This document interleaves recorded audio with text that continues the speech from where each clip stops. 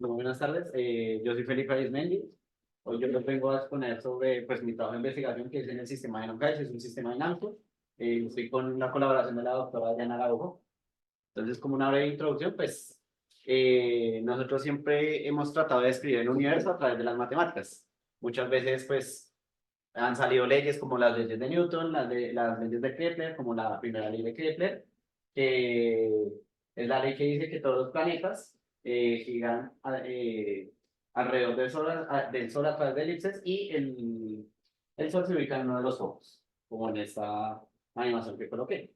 O como las leyes de Newton, con las que un sistema dinámico 2 a 2, o sea, respecto a Júpiter y uno de sus satélites, se hacen predicciones para describir el movimiento de cada uno de los satélites individualmente. Entonces, lo que yo me voy a enfocar, lo que es el sistema de Helmholtz, es el movimiento estelar alrededor de una galaxia. Una galaxia genérica no nos vamos a enfocar si es una galaxia elíptica, si es una galaxia barrera, si es una galaxia espiral, no.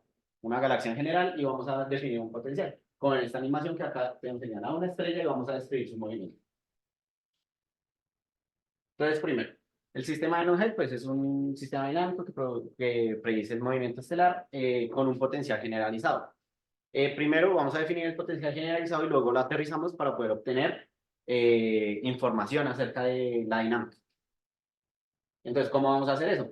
Pues sabemos que como es una rotación alrededor de un punto central, pues vamos a tener un potencial dinámico radial. Entonces lo vamos a anotar de esta forma y vamos a estar usando coordenadas cilíndricas.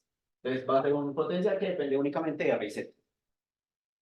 Ahora bien, si nos fijamos en esta expresión, aquí podemos hallar algo interesante que es respecto a nuestra velocidad en el ángulo. Entonces, si lo reescribimos, o mejor dicho, en el formalismo hamiltoniano, si hallamos la ecuación para el θ, entonces vamos a obtener el momento angular, que para la ecuación lo vamos a anotar de esta manera. Y nos va a quedar el hamiltoniano de esta manera, que va a ser un medio por la velocidad en r al cuadrado más la velocidad en z al cuadrado, más el momento angular más un potencial generalizado. Para efectos prácticos, vamos a utilizar la masa igual a 1, porque es claro que cada una de las estrellas tiene distintas masas, distintos radios y demás. Entonces, para facilitar las cuentas, solo vamos a considerar la masa igual a 1. Ahora, entonces, al definir el sistema, pues no nos dice nada porque tenemos algo demasiado general. Entonces, para poder trabajar, vamos a hacer una serie de Taylor en torno a un punto mínimo en el potencial en el plano z igual a 0. Eso. Entonces, al desarrollar la serie de Taylor, nos queda todo este chorrero. Entonces, este chorrero, pues decimos, ¿para qué nos sirve? Si miramos las ecuaciones, aquí va a depender únicamente de las coordenadas RZ. Si depende únicamente de las coordenadas RZ, quiere decir que nuestra coordenada θ es una coordenada cíclica. Al ser cíclica, la coordenada como tal va a ser conservativa y va a ser una constante de movimiento. Por lo cual, eso nos dice que nuestro sistema va a tener simetría simetría axial en torno al eje Z. Si tienes simetría axial en torno al eje Z, las derivadas en torno a Z impares van a ser irrelevantes, van a ser igual a 0. Entonces podemos reducir la cuenta y vamos a tener esto. Ahora, para facilitarlo, vamos a renombrar todas las variables. Entonces vamos a llamar R menos R0 a esta derivada la vamos a llamar B1 al cuadrado, a esta derivada B2 al cuadrado, esta derivada C y esta D. ¿Para qué? Para que nos quede más simple el sistema de Helmholtz. Pero si nos damos cuenta, esto de acá, como estamos en torno a un punto mínimo, al ser un punto mínimo, esto de acá es igual a 0. Porque la segunda derivada, la primera derivada, entonces va a ser igualado a 0 en este punto. Ahora bien, si realizamos un cambio de coordenadas, donde z lo mandamos a x y a y, vamos a tener el sistema de Helmholtz generalizado. ¿Qué tiene de especial este que se generalizaba al no generalizado? Pues depende de un parámetro lambda, que para que sean interesantes los sistemas hamiltonianos, normalmente los parámetros se manejan en el intervalo 0,1. Aquí para mi trabajo estamos usando únicamente lambda igual a 1. Y este es un potencial armónico bidimensional, donde x al cuadrado y y al cuadrado son lo que nos da el potencial armónico en dos direcciones. por eso es bidimensional, y esta es la ecuación que nos da la no linealidad en el sistema. Ahora, ¿por qué escoger este tipo de potenciales? Realmente es muy sencillo el potencial porque es en coordenadas cartesianas. Es más fácil de manejar que, digamos, el potencial de Stackel. El potencial de Stackel que tiene es un potencial en coordenadas elípticas. Es decir, cada una de estas funciones f y lambda va a ser una función de R3 a R. Si es una función de R3 a R, las cuentas se van a complicar y no vamos a poder sacar mucha información valiosa en torno a las ecuaciones de movimiento del sistema. Entonces, gracias a todo lo que hemos hecho, también posee simetría axial y el momento angular va a ser conservativo. Entonces, vamos a lo interesante de lo que son los sistemas hamiltonianos. Entonces, definamos, una integral de movimiento es aquella cantidad física que en el sistema dinámico se cumple la siguiente ecuación, que es la derivada de i respecto al tiempo va a ser igual a cero, es decir, que se conserva. Depende del formalismo que estemos manejando, vamos a manejar coordenadas y velocidades o momentos conjugados. Estas integrales son fundamentales porque al ser cantidades conservadas, aparte de que simplifican ciertas cuentas, nos da información de dónde se mantiene un tipo especial de comportamiento dentro de órbitas. Entonces, digamos, el momento angular que les estaba diciendo que es es una cantidad conservada, se puede considerar una integral de movimiento. Entonces, si el momento angular es una integral de movimiento, no, al ser conservativo, el radio va a ser el mismo en torno al punto mínimo de la estrella. Entonces nos va a facilitar a la hora de las ecuaciones de movimiento y no va a depender únicamente del ángulo. Y ahora bien, si son cantidades conservadas, observemos que nuestro hamiltoniano no depende en ningún momento del tiempo. Y por definición, como se define el hamiltoniano, si tenemos la energía cinética, que es esta de acá, y la energía potencial, y se suman, es la energía total del sistema. Por ende, H, que es nuestro hamiltoniano, es la energía del sistema. Y por lo tanto, el hamiltoniano también es una integral de movimiento. Ahora bien, se puede definir para cuándo existe o para cuándo algo es una integral de movimiento. Antes, cuando los creadores de este sistema, que son Michael Allen y Carl Hines, antes de que ellos sacaran el artículo en torno a este sistema de movimiento, se decía que el sistema tendría que ser ergóico. Si era ergóico, no tenía una segunda integral de movimiento. Si no era ergóico, entonces tendría otra segunda integral. Pero acá está un contraejemplo. Entonces, ¿por qué ya no es una condición de ergodicidad ni necesaria ni suficiente para que el sistema posea una segunda integral? Entonces, primero para eso vamos a definir lo que es la ergodicidad. Entonces, sea un conjunto en la sigma de álgebra. Entonces, si este invariante, si t a la menos 1 de a es igual a t es ergódico si para todo conjunto t invariante su medida es 0 o 1. Nada más, no tiene ningún otro valor.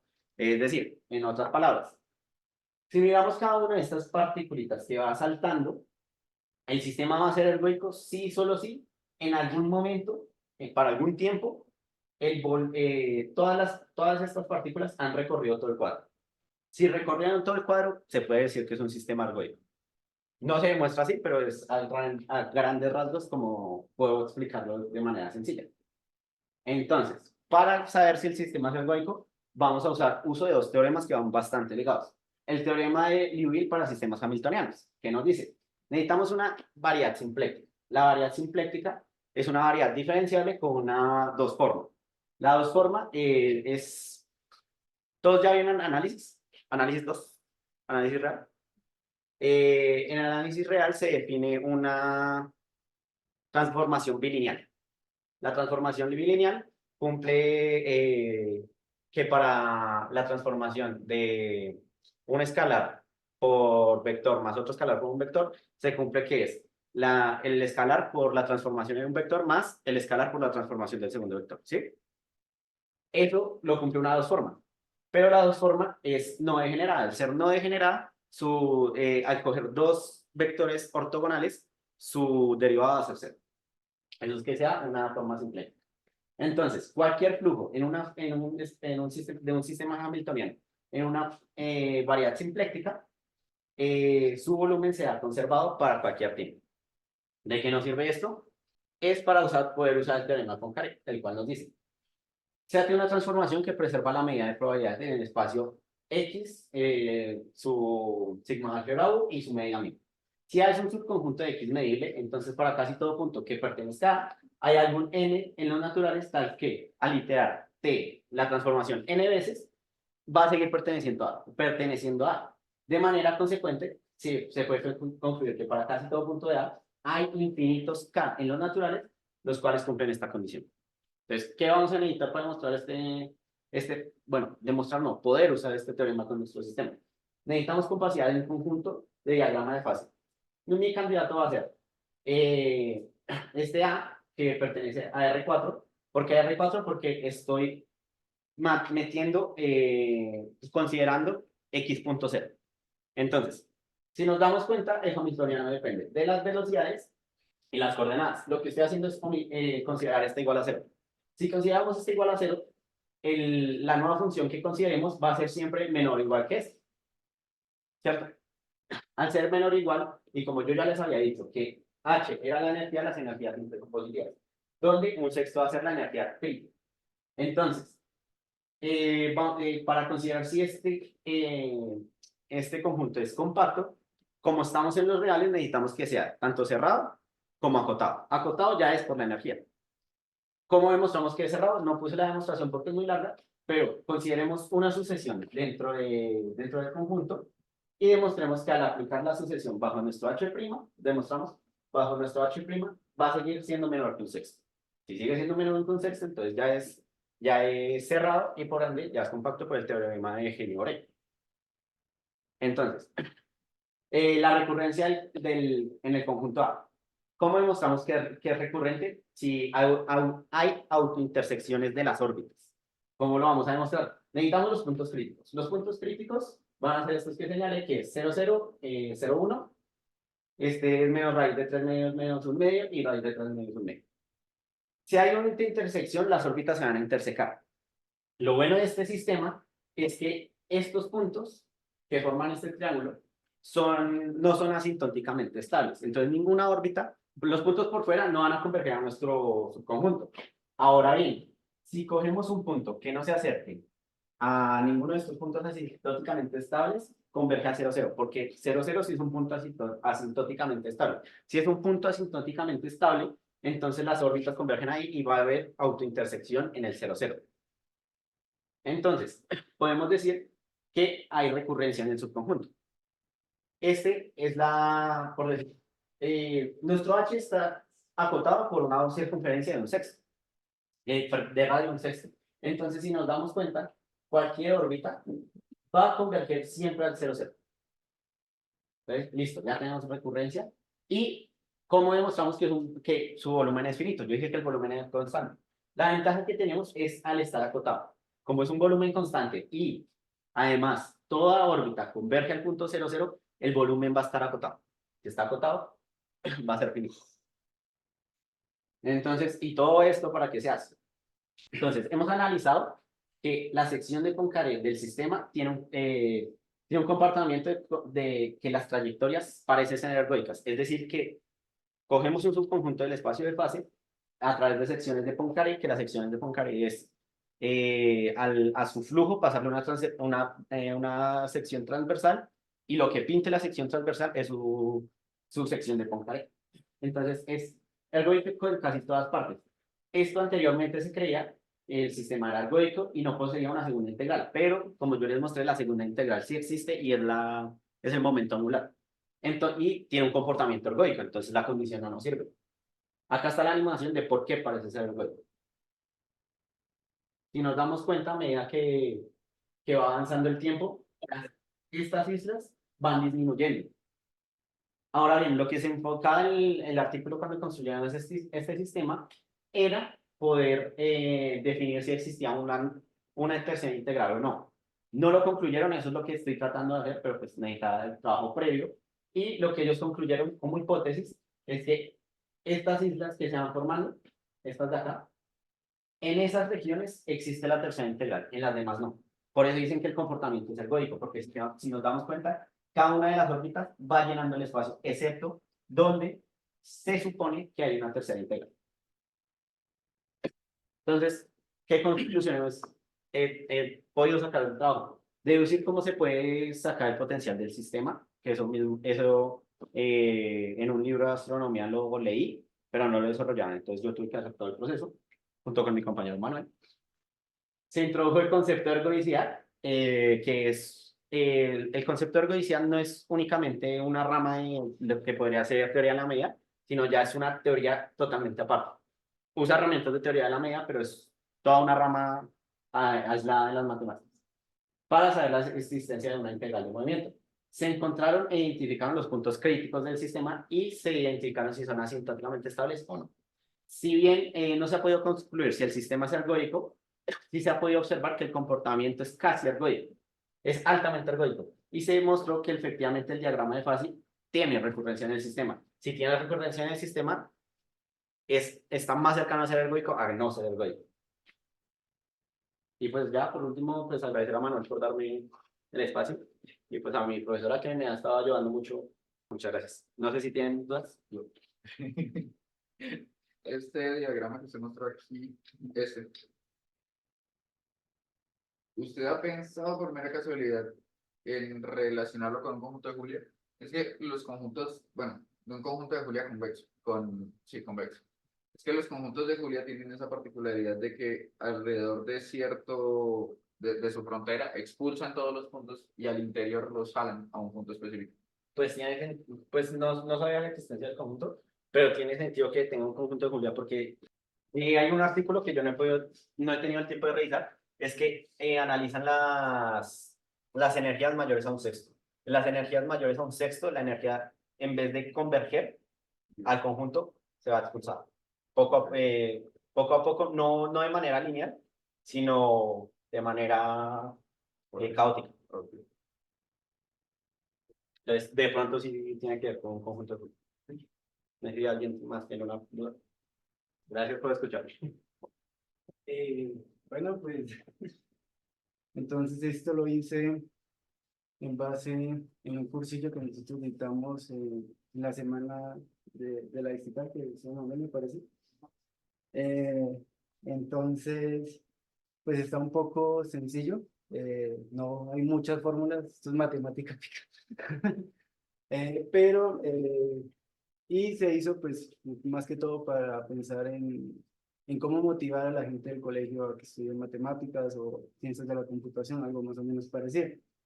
Entonces, voy a explicar primero lo que es una serie de tiempo, que simplemente son datos que se recopilan de manera secuencial a través del tiempo, por eso es una serie de tiempo.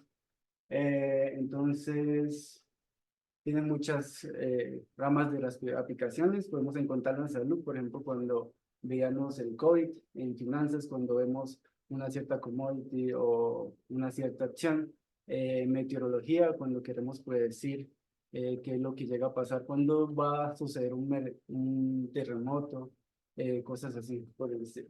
Pues, digamos, esto más o menos es una serie de tiempo, digamos, es una serie de tiempo de acción y pues ahí tiene diversos componentes que más adelante lo vamos a analizar. Eh, entonces, las características o como, digamos, la gente, por ejemplo, de finanzas analiza una serie de tiempo, es considerando sus características.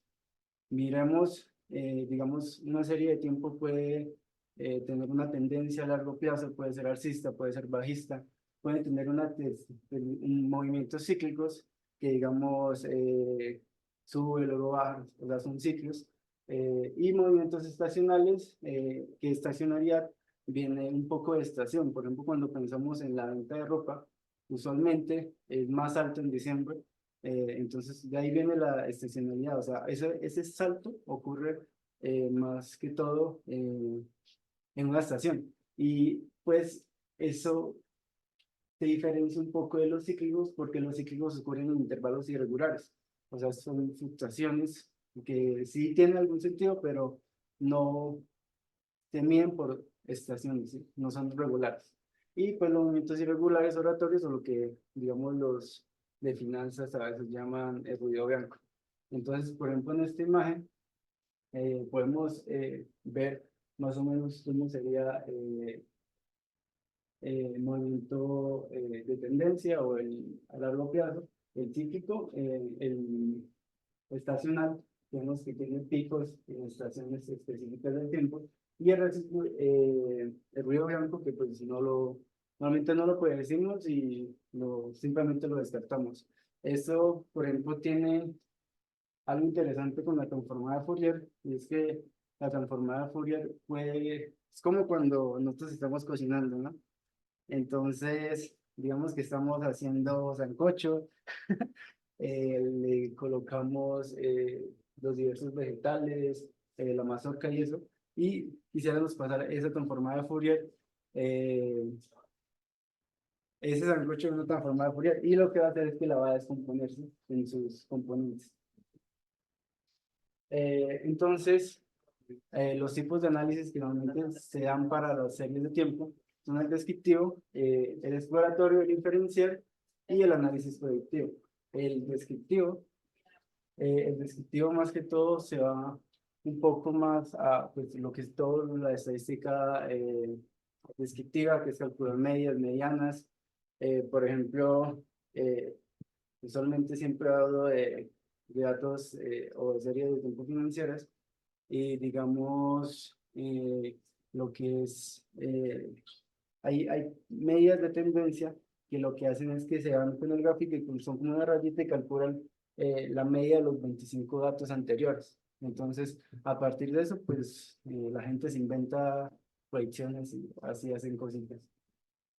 La estadística inferencial va un poco más pues hacia la estadística, el análisis, pero también inferencial utiliza un poco más técnicas estadísticas más que de predicciones de machine learning, ¿sí? Eso es como lo que diferencia a esta, que es el análisis predictivo, que pues esta se utiliza modelos de machine learning, y para esto hay que tener mucho cuidado al momento en el que se hace la partición de datos, porque no es el 80-20 ocasiones, más adelante lo vamos a ver. Entonces, las etapas preliminares o lo que tenemos que hacer antes de analizar la serie de tiempo, vamos a, a ver cómo o lo que queremos hacer es analizar la serie de tiempo a través de a través del machine learning. Entonces ya pues vimos los distintos tipos de análisis y vamos a elegir el análisis predictivo, ¿sí? Entonces el primero sería la experticia en el ámbito de aplicación. Y esto, por ejemplo, es importante porque al momento de procesar los datos, puede ser que haya outliers o valores muy alejados de la tendencia, o lo que llamamos valores irregulares, que por ejemplo yo dije que los descartaba en datos financieros, pero digamos en datos médicos no podemos hacer eso, porque esos puntos precisamente nos ayudan a análisis, o por ejemplo los meteorológicos.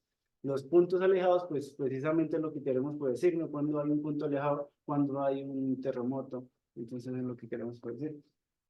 Luego sigue la definición de los objetivos, y es todo esto, qué queremos analizar con la serie de tiempo, cuáles son los objetivos, en qué se enfocará, y picos o valles específicos. Luego, pues la recolección de los datos. Esto depende, pues, si queremos datos financieros, Yahoo Finance, o datos meteorológicos, no sé, el Inca, o datos agrarios, pues eso más o menos se refiere a dónde queremos conseguir los datos. El análisis exploratorio es un poco, digamos, el análisis inferencial. Pues aquí vamos a reducir patrones. Esto, por ejemplo, en trading sería lo que es el trading chartista, que es por decir que si hay una M, que yo no sé qué, esas son cosas que hacen los traders y es toda loca.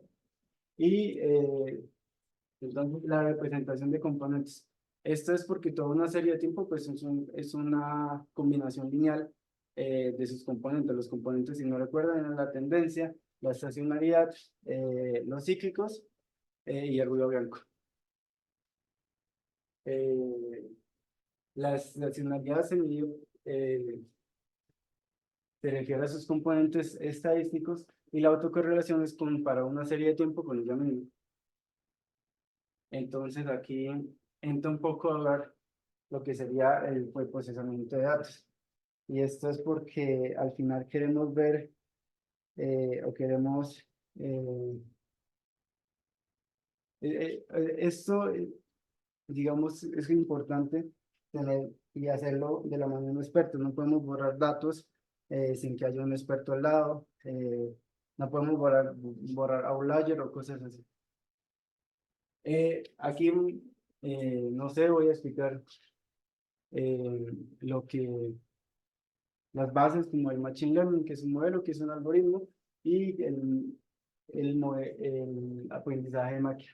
Entonces, el modelo es simplemente una función matemática, el algoritmo es una serie de pasos, y digamos que un modelo Machine Learning es la suma de ellos dos. ¿Sí? Y esta es una frase de George Boot. Todos los modelos son errores, pero algunos son útiles. ¿Esto por qué? Porque para poder utilizar modelos de Machine Learning, aparte de eso se basa en la estadística. O sea, siempre hay una medida de error, siempre hay algo, hay unas funciones de costo, algo que queremos, o sea, los modelos en sí no son perfectos, tenemos que permitir que se equivoquen para que no se equivoquen tanto. Ahí estás, Von Human, y es la verdad, es demasiado complicado como para permitir algo más que una aproximación.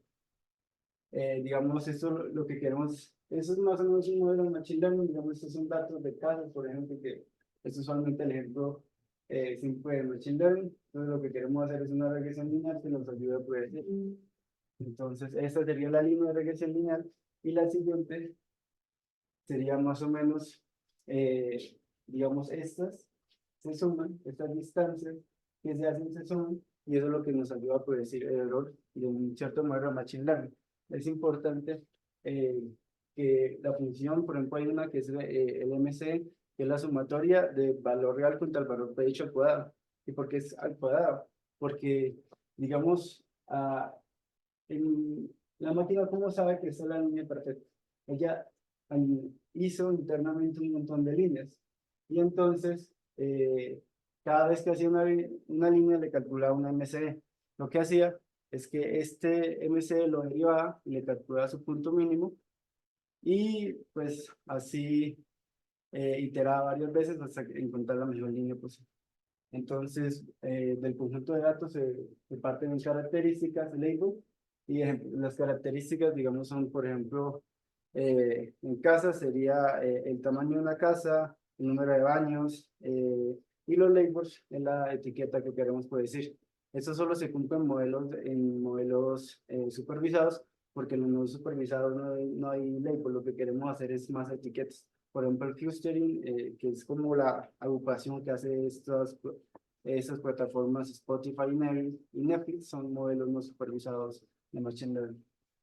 Entonces, esto sería un ejemplo de lo que sería un data frame o lo que se analiza. Entonces, eso es un ID, eso acá son las características, esta que carga fue, cuánto tardó, y más o menos la inclinación. Entonces, lo que queremos poder decir es que tan divertida o no tan divertida es. Esto es otro modelo, entonces los datos del Titán. Entonces, lo que queremos nuevamente, esos 0, el 0 es que si se murió y el 1 es que no se murió. Entonces, queremos poder decir en qué clase estaba, cuánto pagó por el ticket. Y normalmente la gente que está en clases altas es la que se salvó del Titán. Estas son las categorías del Machine Learning, lo que es supervisado, no supervisado. Los supervisados, lo que digo, son modelos de Machine Learning que utilizamos con características y labels, ¿verdad? Con algo que queremos decir. Y los no supervisados no tienen label, no tienen características, queremos, por ejemplo, crear un conjunto, queremos generar más etiquetas, más características. Entonces, aquí está. Normalmente, al comienzo hay algo que también son modelos semisupervisados, pero estos son como los más comunes, o los que uno cuando está comenzando a estudiar va a encontrar, que son los modelos de clasificación de regresión lineal, regresión logística, y esto es agrupación o clúster. La clasificación La más conocida es la regresión logística. Sin embargo, los algoritmos o los modelos supervisados se dividen entre regresión y clasificados. Y uno llega a pensar que los modelos de regresión logística son algo de regresión, pertenecen a la regresión, pero no, o sea, en teoría lo que hacen es clasificar. ¿Por qué se llama regresión logística? Porque en su base utilizan una regresión lineal, pero lo que están utilizando es una función sigmoidal, donde 0 es, por ejemplo, es una X y 1 es un circulito. Aquí es un ejemplo de unos segundos. Entonces ahí, por ejemplo, está la regresión lineal, las máquinas de soporte vectorial, árboles de decisión, que son los que yo utilizo, y las redes neurales que en su base se basan un poco en la regresión logística.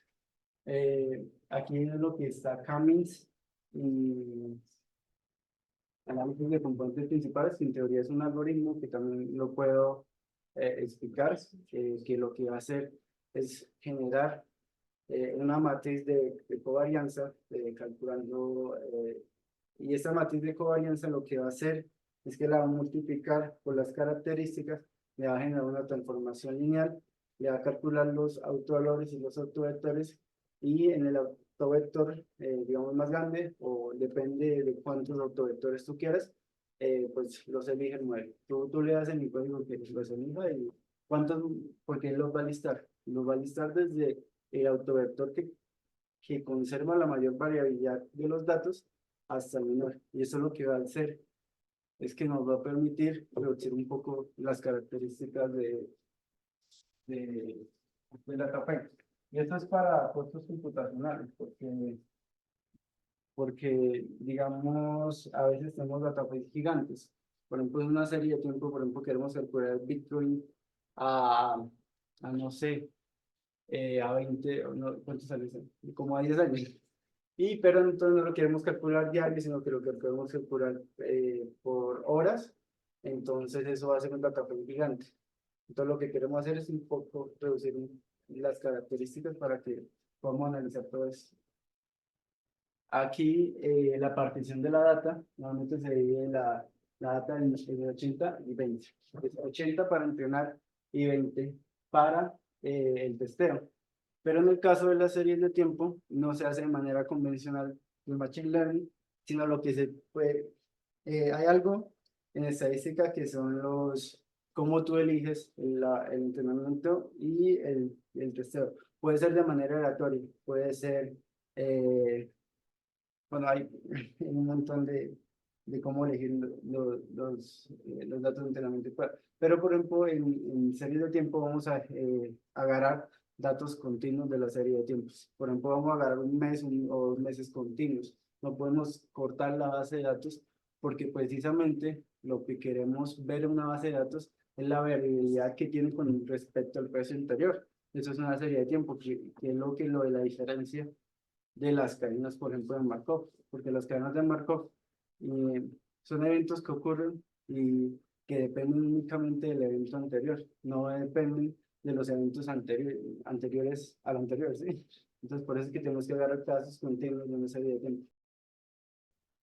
Entonces, aquí vamos a explicar un poco de qué son las funciones de costo, que las funciones de costo, como lo había dicho al comienzo cuando dije regresión lineal, que había como esas líneas punteadas, las funciones de costo es lo que nos va a ayudar a poder decir. En el caso, por ejemplo, mío, yo utilizo una que se llama RCD, que es una medida estandarizada entre 0 y 1, que uno usualmente la confunde con probabilidades, pero no tiene nada que ver con probabilidades, sino con algo y el análisis, que son las funciones de variación acotada. Sí, son las sumatorias de k igual 1 del valor absoluto de f de x k menos 1 menos f de k.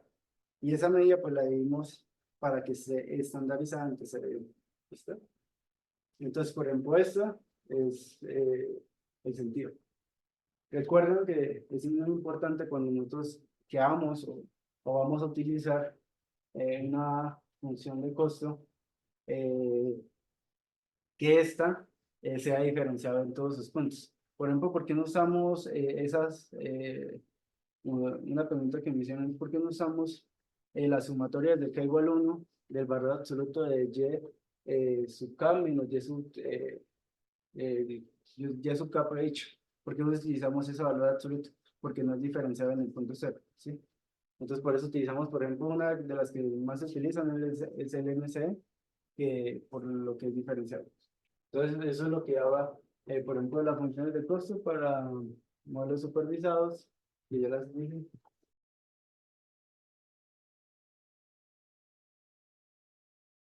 Entonces, voy a explicar lo que es un árbol de decisión, ¿sí? Entonces, por ejemplo, aquí tenemos una proposición lógica, ¿no? Entonces, la edad número uno, como pizza no, entonces es sano, y como pizza sí, entonces no es sano, y así. Digamos, en el caso de las series de tiempo, tú le vas a pasar una serie de tiempo, él te va a decir si va a tener un movimiento alcista o movimiento bajista, y el resultado es más o menos qué porcentaje te va a dar, si va a subir un 20, si va a subir un 10, si va a subir un 5, un 0,5, o sea, a veces son series de tiempo que casi no se mueven, entonces pues son muy lentos.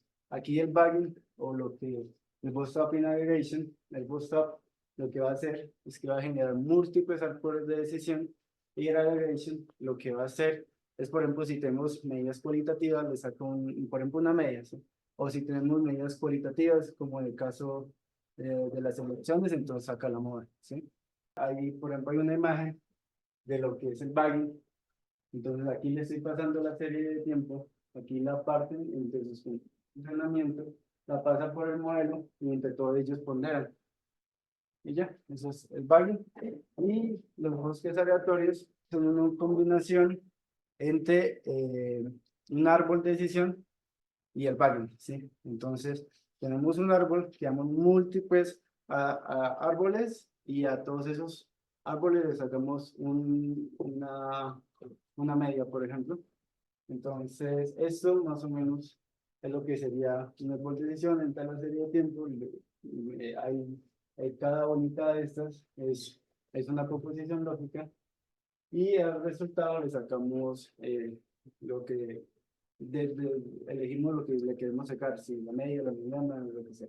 Entonces, viene lo que sería el análisis de componentes principales de esto, porque nos va eh, a interesar por lo que había dicho. Tenemos un dataset gigante, tenemos una máquina que no corre muy bien con esa cosa, con ese dataset, con los datos, el procesamiento de datos tarda mucho, no queremos demorarnos toda la vida, entonces haremos PCA.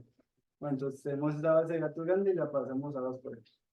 Entonces, aquí viene el lío, queremos tomar una foto.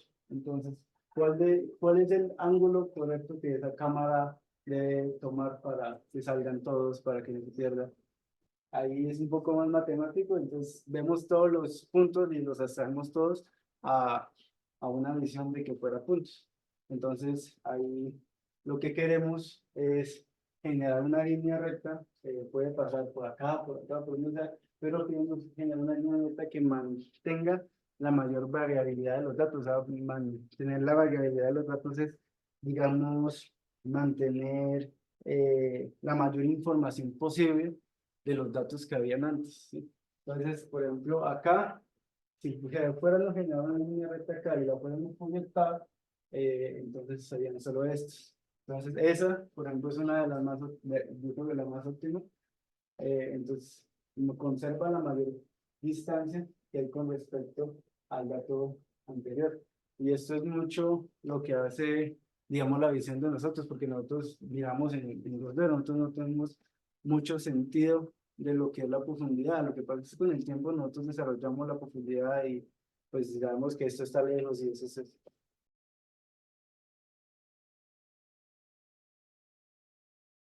Ahí, por ejemplo, lo que quiero hacer es que tenemos estos datos para una regresión lineal, y lo que hago, y estos datos con respecto a escuelas cercanas, definen área, número de habitaciones y número de años. Entonces, todos estos datos, todas estas características, las vamos a reducir a una sola.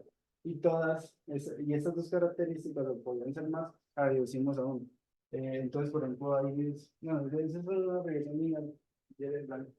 Pues aquí tenemos el área y el número de habitaciones, y queremos generar una línea recta que mantenga la mayor variabilidad en los datos. obviamente, pues, por ejemplo, uno esperaría que fuera completamente lineal. Si, por ejemplo, este dato está un poquito más abajo y debería estar yo directo más arriba. Por ejemplo, me parece, si más no de fuera, esta casa era más cara que esta casa. Y ahora lo que estamos diciendo es que esta casa está acá y esta está acá. Entonces, ahí se invirtió, pero pues esos son los sacrificios que se hacen. Hay dos dimensiones y lo que pasa en una dimensión. Aquí vamos a hablar un poco de medidas estadísticas básicas, que sería el promedio, la varianza y la covarianza. ¿Y esto por qué? Porque lo que nosotros vamos a hacer, eso lo hace Python, no lo hace cualquier programa, pero es para que vean internamente lo que hace, o una de bocas de lo que hace, es que calcula una matriz de covarianza, la multiplica por sus características y luego la multiplicó y eso va a generar una transformación lineal. Si pasamos de R2, por ejemplo, a R1, ¿sí? Eh, y a esa transformación lineal le vamos a sacar sus autovalores y sus autovectores.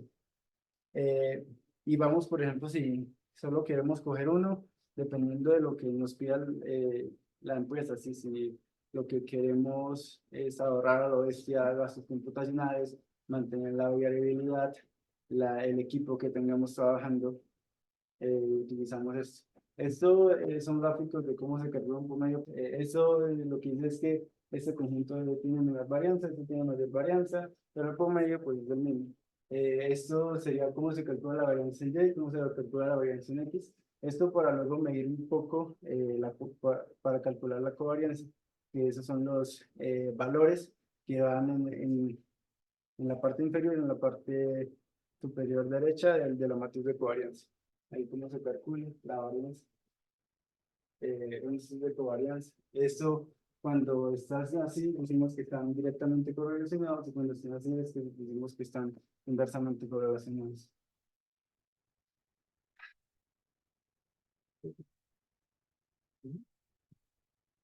Entonces, esto es una covarianza negativa, es una covarianza cero muy pequeña, y eso es una covarianza positiva. ¿Sí? Que tiene normalmente, en los modelos de Machine Learning, nosotros cuando no sabemos, o podemos elegir todas las características sobre cargar el modelo, podemos hacer PCA con respecto a las características para reducirlas, o hacemos un gráfico de covarianza, que lo que lo va a hacer es que, por ejemplo, nosotros tomamos la característica que mayormente aporta a, poder decir, la etiqueta. Aquí es un ejemplo de lo que son valores y vectores propios, o autovalores y vectores. Entonces, aquí lo que vamos a hacer es que a estos 9 puntos, primero que todo lo vamos a estandarizar. Y esta cosa de estandarizar también viene dada al hecho de que, por ejemplo, si nosotros tenemos las medidas de un apartamento en metros cuadrados, pero por ejemplo tenemos la medida de algo en centímetros cuadrados, entonces es pasar todo a la misma medida para luego sí aplicarle el PCA. Entonces aquí ya tenemos la matriz de covarianza. Si vemos aquí está la varianza y aquí la varianza del T, y aquí tenemos la covarianza. Aquí lo que hacemos es que a cada punto X, Y lo multiplicamos por esta matriz y nos da esto y lo pasamos a la otra. Entonces, esto es lo que sería un autovector. ¿Por qué se llama un autovector? Sí cambió con respecto a su magnitud, pero no cambió con respecto a su dirección, ¿sí?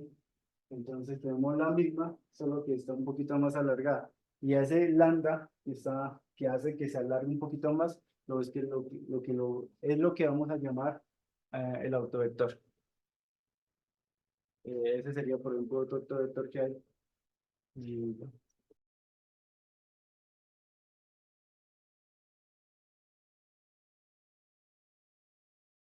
entonces, aquí lo que hace este zapatito es que le pegó al otro autovector, porque el otro autovector está acá. Entonces, digamos, este es el autovector el, que mayor conserva la variabilidad de los datos. Esto por ejemplo, es un gráfico de lo que pasa, por ejemplo, en unos 5 dimensiones, y solamente generamos uno en puntos, y la vector pues va a ser un plano, que si tú observas. Y ya, eso es. Vamos a hablar hoy de una cuestión muy importante que reúne y trasciende absolutamente todas las ciencias, la física, la química, la biología y la matemática. Y pues nada, vamos a hablar de cuánto vale pi en Minecraft. Y es una pregunta que, o sea, si le soy sincero, parecía como muy simple. O sea, a simple vista es como, a ver, pi en Minecraft, pues ya está. O sea, tendrá algún valor específico, supongo que el mismo, y ya está, no pasa nada. Pero puede llegar a tener propiedades bien curiosas e interesantes, más allá de lo que puedan llegar a pensar. Entonces, pues nada, vamos a hablar un poquito de lo que vamos a hablar el día de hoy. De hecho, pues vamos a hablar de varios focos, ¿no? Primero vamos a hacer una introducción porque pues tenemos que saber dónde estamos parados para saber si vamos a hablar de pi en Minecraft, si vamos a hablar de Minecraft o vamos a hablar de pi, o sea, conceptos generales que vamos a necesitar prácticamente en toda la exposición. Después vamos a hablar de la circunferencia, vamos a denominar lo que se llama construyendo la no circunferencia, vamos a ver después por qué. Vamos a hablar del pi de los cubos, vamos a ver pi más allá de simplemente pues ser una cifra como 3.1415965 y ya está, ¿no? Como, vamos a ver pi más allá de ser una cifra, sino lo vamos a ver más como una relación, vamos a hacer una conclusión en base a todo lo que hemos hecho y pues claramente la biografía, ¿no? Entonces, vamos a empezar, entonces vamos a dar una introducción chiquita y esta introducción pues vale la pena mencionarla porque pues yo creo que aquí todos conocen qué es Minecraft, pero a ver, no está de más mencionar pues, qué es Minecraft, ¿no? Entonces, la definición de lo que es Minecraft o lo que puede decir uno que es Minecraft, porque pues como definición es como raro, ¿no? Minecraft es un juego que se puede llamar sandbox, o sea, es de temática de mundo abierto. Abierto dependiendo si mi computador tiene la capacidad suficiente para procesar todos estos chunks. Si es viejito, pues semiabierto. Entonces, es un juego de mundo abierto el cual tiene pues como premisa principal el hecho de que yo puedo hacer muchísimas cosas en base a los bloques o a los cubos. Entonces, claro, yo puedo estar en ámbito de supervivencia, sí, puedo estar en modo supervivencia, puedo estar en modo creativo para hacer construcciones, puedo tener 20 perros, 20 gatos y solo me gusta saquear aldeas, pues oye, puedo saquear aldeas si se me da la gana, no hay ningún tipo de problema. Entonces, digamos que la premisa principal viene del hecho de que como es un juego que está principalmente enfocado a cubos, pues es interesante ver qué relaciones uno puede llevar del mundo, digamos, pues real. Sí, eso suena como si fuera una Matrix, ¿no? Pero en el caso de conceptos del mundo real al mundo de Minecraft, ¿no? Porque es muy ambiguo, Minecraft tiene posibilidades prácticamente infinitas. Entonces, si vamos a hablar de posibilidades prácticamente infinitas, una de las cosas en las que nos vamos a enfocar hoy va a ser en la construcción. Si Minecraft tiene como principio principal, y de hecho el modo creativo fue creado precisamente para poder construir en base a bloques, pues vamos a hablar de las construcciones con bloques. Entonces, la gente está muy loca porque pues hay diferentes tipos de construcciones, ¿no? Hay construcciones, digamos, de castillos gigantes, poblados amurallados, poblados de un anime que a lo mejor alguno va a ubicar aquí o casitas de tierra, como pues es la humildad cuando uno empieza a jugar el juego. Esa casa no tiene ni siquiera paredes, no es como que sea muy segura, pero oye, cumple su propósito de ser una construcción hecha a partir de bloques. Entonces, pues digamos que como foco principal el hecho de que esté enfocado mucho en la construcción de bloques nos hace pensar algo, y es que fíjense que en la primera, la segunda y la tercera, en la última no, por razones obvias, pero en la primera, segunda y tercera, las construcciones, fíjense que tienen una forma curva. Están construyendo cosas en base a formas, en base a curvas. Y en específico, por ejemplo, esta de aquí se está enfocando mucho en la forma de una circunferencia, una curva en forma de una circunferencia. Entonces, uno se puede plantear, ¿cómo es que yo puedo hablar de una circunferencia hecha de bloques? ¿Sí? O sea, ¿qué forma puede llegar? Uno puede tener una idea más o menos de lo que es una forma de una circunferencia. ¿Listo? No. El problema es cuando yo me pongo a pensar como que es en los términos más formales que yo puedo hablar que es una circunferencia hecha a partir de bloques. ¿Qué forma va a tener? Si la primera, la segunda, la última que está medio sospechosa, es medio raro. Pero entonces el punto es que, ¿qué forma puede llegar? ¿Qué forma puede llegar a tener una circunferencia hecha totalmente de bloques? Entonces, eso es lo que vamos a mirar hoy. Pero entonces si vamos a mirar que, ¿cómo hago yo una circunferencia en base a bloques? Importante saber, pues, primero, ¿qué es una circunferencia? Entonces vamos a enfocarnos en geometría euclidiana porque no vamos a hablar de espacios relativamente raros, ¿no? Vamos a enfocarnos en geometría euclidiana clásica, ¿no? Entonces, pues concepto muy general, que es una circunferencia, para pararnos en algún sitio. Una circunferencia es un conjunto de puntos, es todo el conjunto de puntos que aquí están, pues de un punto dado, que yo llamo el centro, lo puedo denotar como C, y va a estar dado, van a estar equidistando a una distancia r, que yo lo llamo el radio, y si tomo 2 veces el radio, independientemente de qué radios tome, pues va a ser el diámetro, aunque normalmente uno toma el opuesto para dar como la medida de lo que son puntos diametralmente opuestos, o sea, un punto es diametralmente opuesto a otro, sí, pues están opuestos por el diámetro, ¿no? Entonces, no es que tampoco sea un concepto como relativamente nuevo, entonces, pues, pero es importante el hecho, lo que más importa realmente del concepto es el hecho de equidistar de un punto en específico.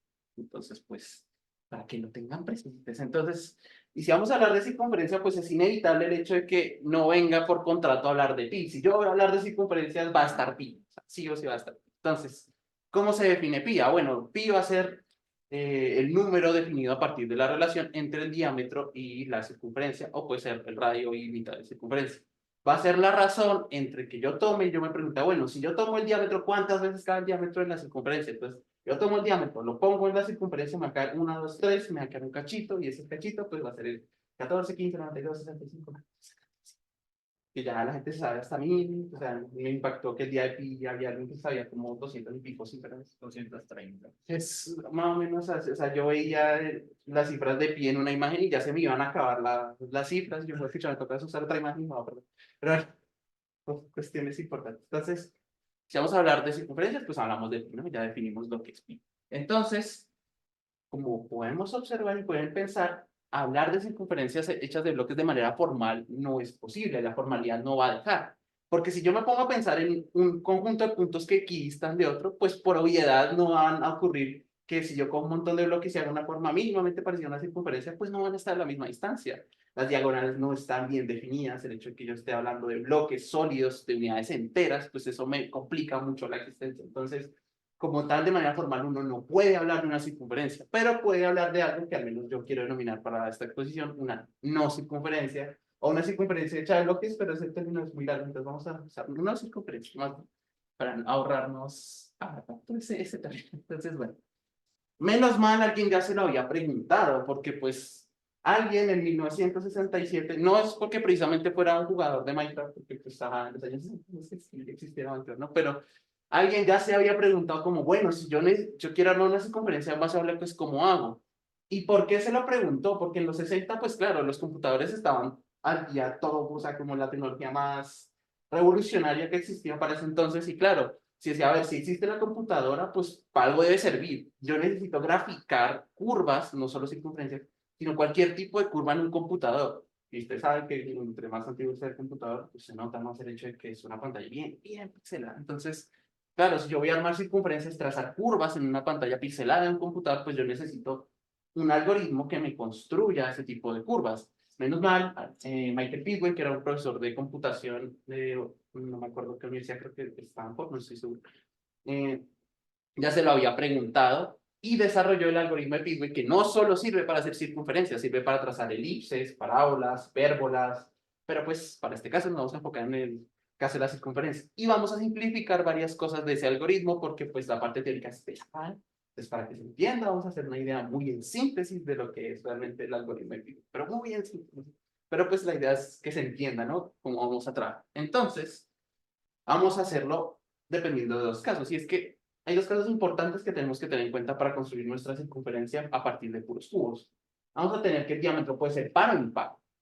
Entonces vamos a evaluar los dos casos. Tenemos el caso impar. Entonces, para este caso, fíjense que nuestro diámetro está dado por 7 bloques. Entonces, si, no sé si se le haya preguntado alguna vez, si yo tengo una cantidad impar de cajitas así regadas, no sé por qué, no tendría una cantidad de cajas regadas, pero bueno, tengo una cantidad impar de cajas regadas. Si es una cantidad impar, va a existir una caja, bueno, en línea recta, ¿no? Si uno es ordenado, en línea recta. Va a existir una caja que va a ser la caja central entre todas las cajas, porque pues para un lado va a haber la misma cantidad de cajas que para otra. Entonces, si es de diámetro impar, va a ocurrir que va a haber un bloque central. Y a partir de ese bloque central, yo puedo tomar 4 bloques base que van a ser pues bloques que están a una distancia que yo denominé el radio, ¿no? Entonces, listo, tenemos nuestro bloque central y los bloques base, que es lo importante. Trazamos 2 líneas perpendiculares que pasen por el centro de nuestra circunferencia en construcción, nuestra no circunferencia en construcción, ¿no? Este diagrama ya lo voy a explicar, no pasa nada. Pero este es el primer caso de evaluar cuando es un diámetro impar.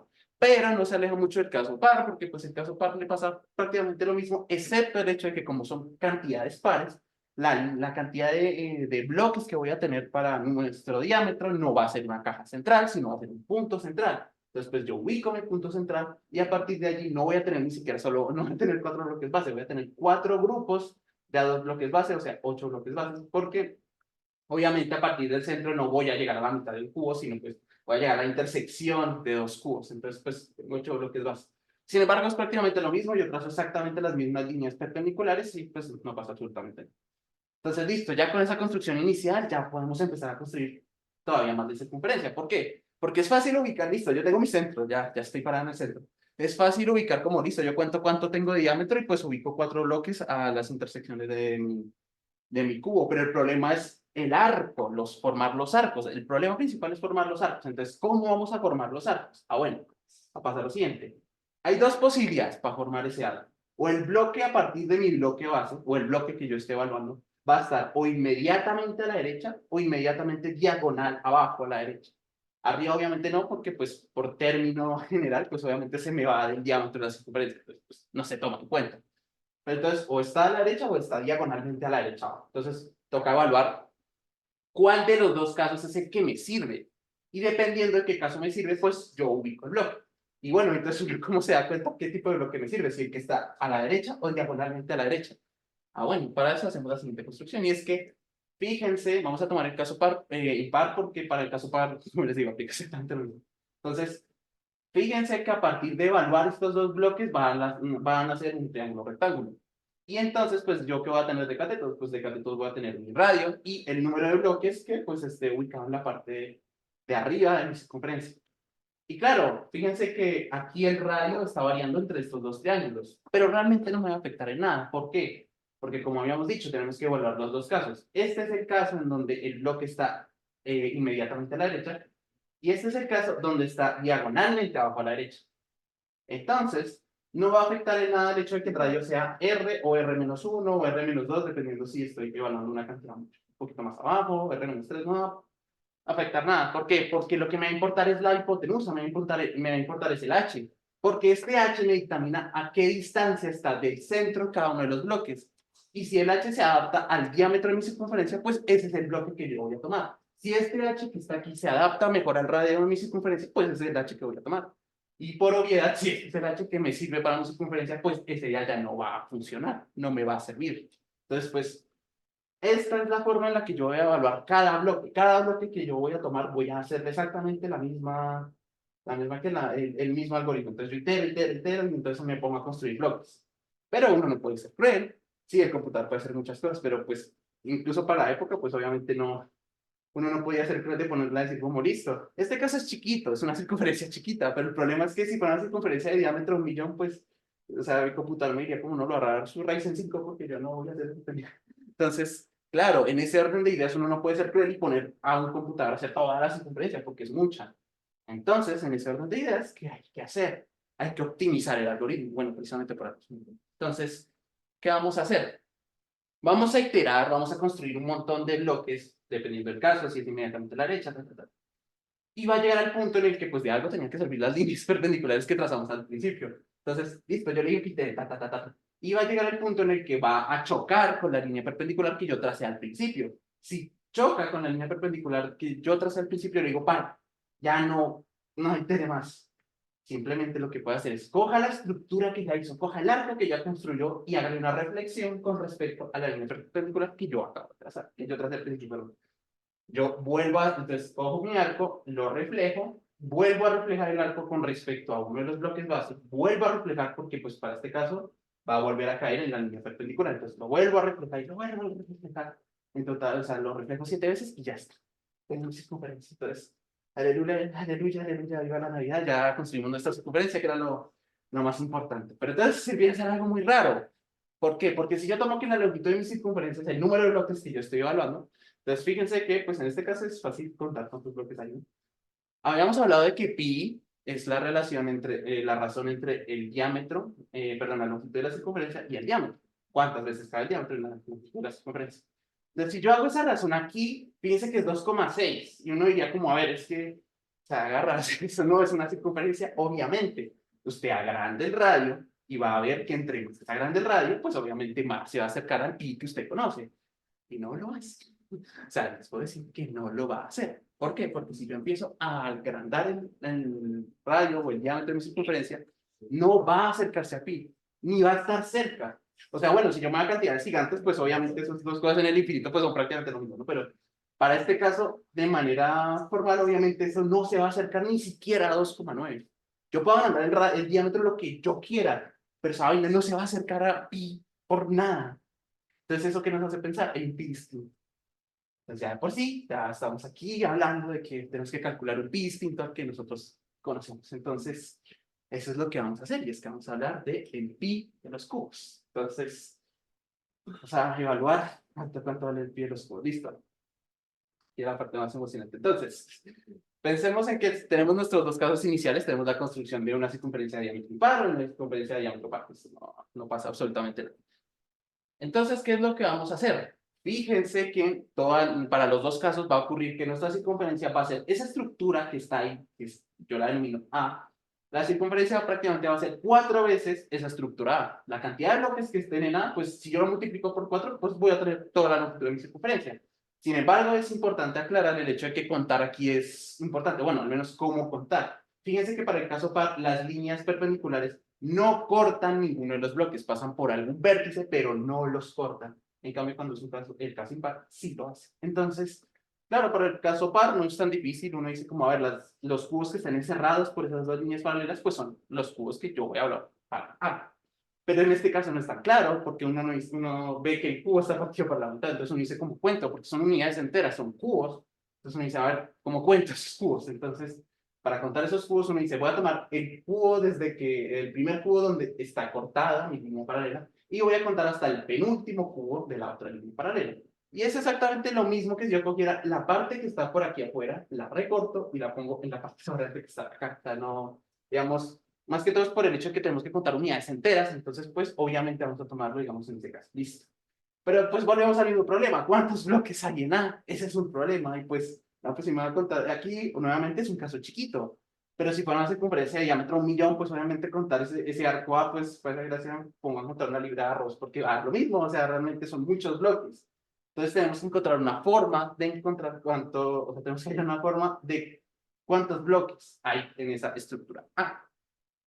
Entonces, ¿qué vamos a hacer? Listo, vamos a usar una función biyectiva. Vamos a usar una función biyectiva. ¿Para qué? Listo. Esta es la estructura que yo estaba utilizando al principio, ¿no? Este es mi arco de circunferencia que, como ven, está encerrado entre las dos líneas paralelas, y estos bloques que están en azul, pues es la estructura que yo estaba tratando de evaluar. Entonces, claro, definición, pues digamos, simple de una función biyectiva, aunque yo creo que todos aquí están muy transparentes, pero bueno, no está de más. Función biyectiva, pues tiene que ser inyectiva y tiene que ser sobreyectiva, ¿no? Entonces, claro, dos elementos no pueden tener la misma imagen, y si llegan a tener la misma imagen, pues son el mismo objeto. O sea, es inyectiva, o sea, no hay dos elementos que tengan la misma imagen, no van al mismo. Y si es sobre, es porque todos los elementos del rango donde yo estoy mandando mi función, pues tienen a alguien que les corresponda en el dominio.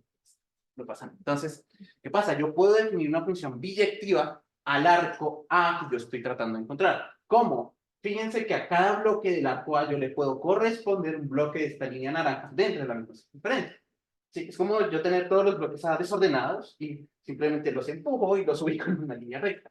Fíjense que esa es una función biyectiva porque pues cada bloque no va, o sea, todos los bloques no van a bloques distintos, no hay dos bloques que vayan a corresponder al mismo bloque, y todos los bloques naranjas están correspondidos por algún bloque de algo. Fíjense que es importante el hecho que yo les había comentado de contar los bloques.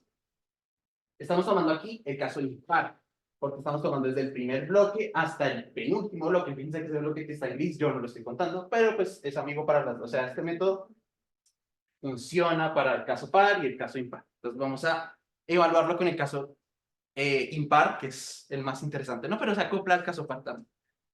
Listo, haciendo la correspondencia nos va a quedar lo siguiente. Fíjense que tenemos otra vez el arco A, tenemos nuestra correspondencia del arco A, y tenemos la circunferencia pues dada por nuestro centro C, y tenemos las dos líneas perpendiculares. Pero fíjense en algo importante, y es que desde el centro hasta, obviamente, el borde de la circunferencia, pues que tengo la mitad del diámetro, que sí lo pude haber llamado el radio, pero es mucho mejor llamarlo la mitad del diámetro. Ya. Entonces, listo, esta es la mitad del diámetro, tengo dos veces la mitad del diámetro. Pero eso es un triángulo rectángulo porque pues tengo que mis dos líneas son ¿qué? Paralelas. Entonces este ángulo que hay de aquí pues obviamente va a ser de 90 grados. Entonces listo. tengo diámetro medio, diámetro medio. Entonces, yo tengo este triángulo rectángulo dado por este cateto y un cateto que voy a llamar L, que es el que está allá arriba. Entonces, lo que me interesa es lo siguiente. Yo tengo que la longitud A va a ser más chiquita que esa longitud L que está allá arriba. Pero y bueno, ¿y cuánto vale L? Pues bueno, uno puede hacer Pitágoras, entonces L cuadrado, las cuentas doble, suma de catetos cuadrados, y hago que L está dado por esta forma. Y bueno, ¿y eso qué tiene? ¿Y eso qué tiene que pensar? Ah, bueno, va a pasar lo siguiente. Yo tengo que L es mucho más grande que A, ¿sí? Va a ser mucho más grande que A. Y puede llegar a ser igual, ¿sí? Fíjense que en el caso anterior, en el caso par, fíjense que ese L es exactamente igual a A, para este caso, para el caso par. Pero para el caso impar no necesariamente es igual a A. Sin embargo, si llega a ser más grande que A, va a ser más grande que A por máximo un bloque, porque ese es el caso impar. Si yo elevo, sumo un bloque al diámetro de mi circunferencia, pues va a ser el caso par, va a caer que L es exactamente igual a. Pero si llega a ser mayor, va a ser por máximo un bloque. Y a mí L no me interesa, o sea, L es una consecuencia de yo haber armado ese triángulo rectángulo, me interesa es A. Entonces, A va a estar acotado por L. Y L va a estar dado por esta expresión de acá, pues utilizamos Pitágoras. Pero ¿cuál es el problema? Pues que D sobre raíz de 2, pues en la vida va a ser entero. O sea, no va a ser entero. Entonces, ¿qué es lo que pasa? Necesito tomarle parte entera a esto. Y uno diría, bueno, parte entera, ¿cuál? ¿Función techo, función piso? Vamos a hacer función piso. ¿Por qué? Porque como L es mayor que A, fíjense que este número, si yo, digamos, no sé, puede ser 7, y pico y un montón de decimales. Si va a ser 7, y pico y un montón de decimales, si yo tomo la función piso, el entero más chiquito, ¿cuál va a ser? Pues va a ser 7.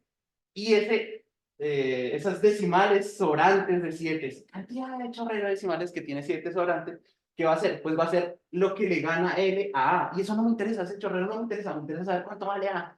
Entonces yo voy a decir que A va a estar dado. ¿Por qué? Por la parte entera de D sobre raíz de 2. Eso va a estar dado A.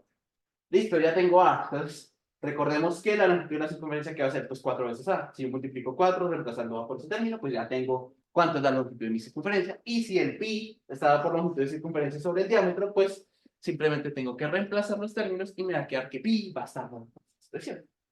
Y sí, todavía no es una cifra, como tal, no es una cifra, no hemos llegado al hecho de que es una cifra, pero fíjense que en este punto pi se empieza a comportar como una función que depende del diámetro. Y es raro el hecho de que una cifra que nace a razón de una circunferencia se empieza a comportar como una función. Pero pues bueno, yo sé que esa respuesta todavía no satisface porque no sabe cuánto vale exactamente un número, entonces listo. Uno diría, pero es que si uno arma una circunferencia muy chiquita, obviamente no se va a parecer nada a pi. Entonces, ¿qué pasa? Tengo que agrandar mucho el diámetro para que la circunferencia, la no circunferencia, se adquiera más a la forma de una circunferencia real. Entonces, ¿qué vamos a hacer? Vamos a hacer lo siguiente. Vamos a hacer un truco de cuentas bien interesante. Yo voy a tomar la función parte entera. Y hacer función parte entera es lo mismo que yo tomar el número y quitarle su parte decimal. Entonces voy a reescribir la función parte entera como d sobre raíz de 2 menos su parte decimal, porque pues es mucho más fácil de expresarse. Listo. Tomando de nuevo nuestra expresión, pues aquí son prácticamente cuentas. Tenemos el reemplazo de la expresión de la parte entera de sobre raíz de 2. Distribuimos esta expresión de aquí, se me va a simplificar como raíz de 8 y la expresión de aquí pues me va a quedar, sí, me va a quedar distribuida, no pasa absolutamente nada. Ahora, ¿qué vamos a hacer? Vamos a agrandar el diámetro muchísimo, porque la idea es que yo agrande mucho el diámetro para que eso parezca que es una circunferencia de verdad. Entonces vamos a utilizar el límite. Entonces límite es importante, el límite de una constante pues es importante, yo mantengo sobre la línea, tengo el para infinito. Límite cuando un x pues va a ser 0, ¿no? La gráfica de la función racional. Y la suma de límite, la suma de funciones en un límite, pues es el límite, la suma de los límites. Listo. ¿Qué vamos a hacer? Vamos a aplicarle límite a esa expresión que tenemos ahí. Entonces vamos a aplicar límite cuando el diámetro se va para infinito. Entonces, claro, como pi es una constante, pues aquí el límite pues me da pi, que todavía no lo conozco, pero pues me da pi porque es una constante. Y aquí, ¿qué va a ocurrir? Bueno, límite de raíz de 8, pues obviamente va a ser raíz de 8. Y como 4 por esa parte decimal es 0, y pico, o sea, es un número entre 0 y 1. Entonces 4 por ese número va a ser una vaina chiquita. Va a ser una vaina chiquita, independientemente de cuánto valga el diámetro, esa vaina va a ser chiquita. Y si el diámetro empieza a tender a valores muy grandes, pues es coger una cantidad chiquita y dividirlo entre algo muy grande. Es como yo con un chocorramo y ponerme a dividirlo entre todos ustedes. O sea, es como, bueno, afortunado que le toque la esquinita, ¿no?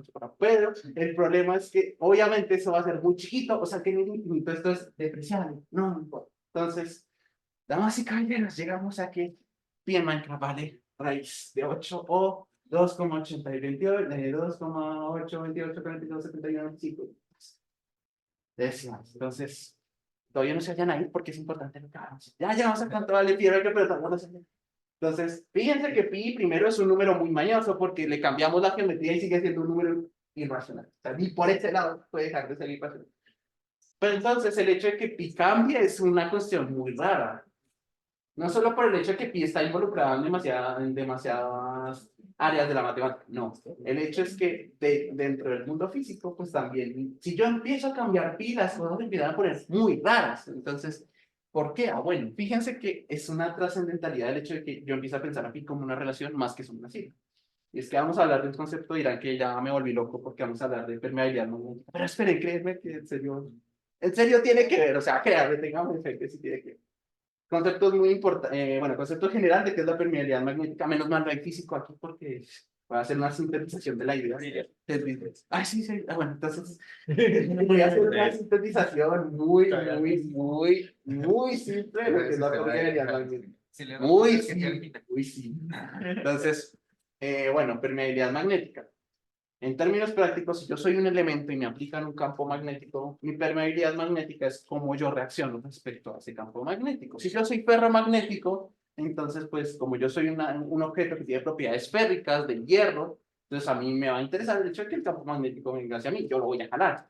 Pero si yo soy un objeto paramagnético, por ejemplo, y me aplican un campo magnético, a mí me va a dar exactamente igual, yo lo voy a dejar otras cosas, como, pues, no me acuerdo el nombre del otro objeto, pero pues es el objeto que repele el campo magnético. Si a mí me aplican un campo magnético y yo lo repelo, pues bueno, es otra cualidad de la permeabilidad magnética, ¿no? Eso es lo que está ligado a la permeabilidad magnética.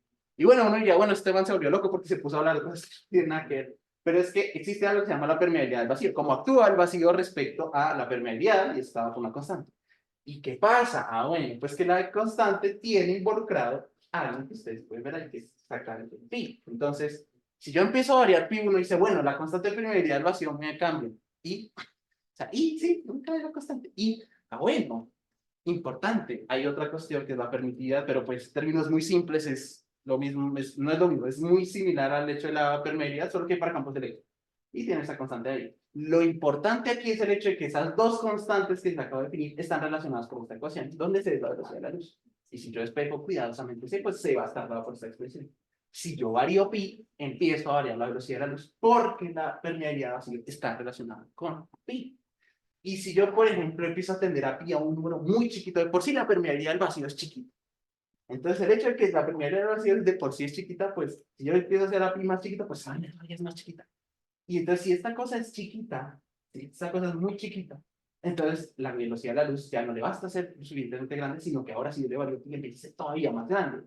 Y si yo empiezo a tender a pi a cero, entonces la velocidad de la luz empieza a tender a infinito, o sea, se vuelve instantánea. Y si la velocidad de la luz se vuelve instantánea, pues habrá Hawking como diablos hará la teoría del Big Bang, porque uno precisamente mira al pasado, dependiendo del hecho de que la velocidad de la luz tarda cierta velocidad en llegar a nosotros. Si yo me pongo a mirar a distancias muy largas, pues voy a poder ver el pasado. Pero si la velocidad de la luz es instantánea, pues ¿qué pasado? Hay que mirar. El problema es el hecho de que yo empiezo a variar pi. Entonces uno se puede preguntar el hecho de que si pi me empieza a variar entre valores demasiado extraños, ya sea que pi vale 4, pi vale entre 0 y 1, ¿qué cuestiones raras pueden salir? Y miren que si pi vale 1, pi, recordemos que es la relación que hay entre el diámetro y la circunferencia. Si pi vale 1 significa que la circunferencia es su mismo diámetro. Entonces, ¿en qué geometría cabe eso? Geometría cabe eso. Pero es simplemente con el hecho de que pi ya no es simplemente una cifra, sino es una relación que me define cuestiones importantes, no solo en la matemática, sino en la naturaleza también. Entonces, para que vean que no es un clickbait el hecho de que no hablamos nada de Minecraft, pues hay un uso importante para este pi en Minecraft también.